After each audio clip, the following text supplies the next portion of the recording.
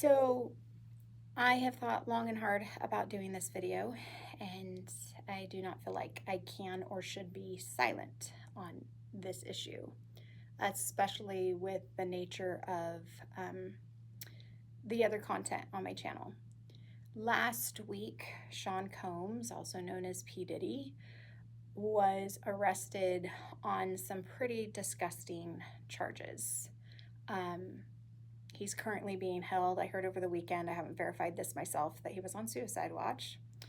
And I say that with a raised eyebrow because I'm concerned about the motives and the timing of his arrest. I'll just be honest. So it's not uncommon for people who have gone against the powers that be in the current narrative to have this thing where they're criminally charged and then they end up committing suicide. And suicide is a very real and serious thing. I do not want to minimize it in any way. And I am praying for Sean Combs and his soul. It is a very hard thing for me to do, but I am. Basically, he was charged, in case you haven't heard, with several counts of human trafficking, sexual abuse, domestic violence, terrorist threats, even racketeering charges as a criminal organization. And I looked at the indictment, and I did a little research on some of the other civil cases that he's been involved in, and I was disgusted by learning that these charges, or the conduct that was alleged that led to these charges, began in 2008.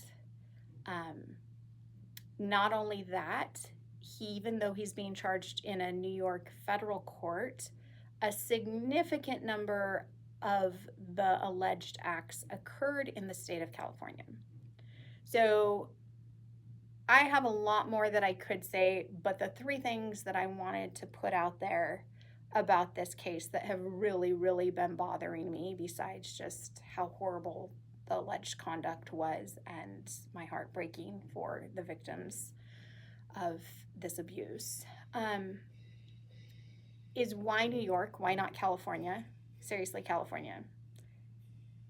Are you asleep? Do you not care? Why weren't the charges brought in California? I think that's a glaring issue that nobody has addressed, as well as why now?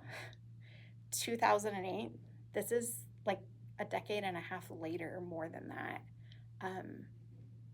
There's an old saying that I have seen true time and time again working with victims of abuse, and that is that justice delayed is justice denied.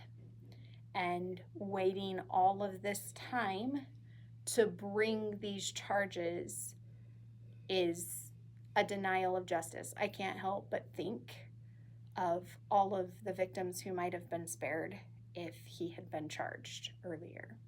So those are my three takes. Why New York and not California? Why did it take so long to bring these charges? And justice delayed is justice denied.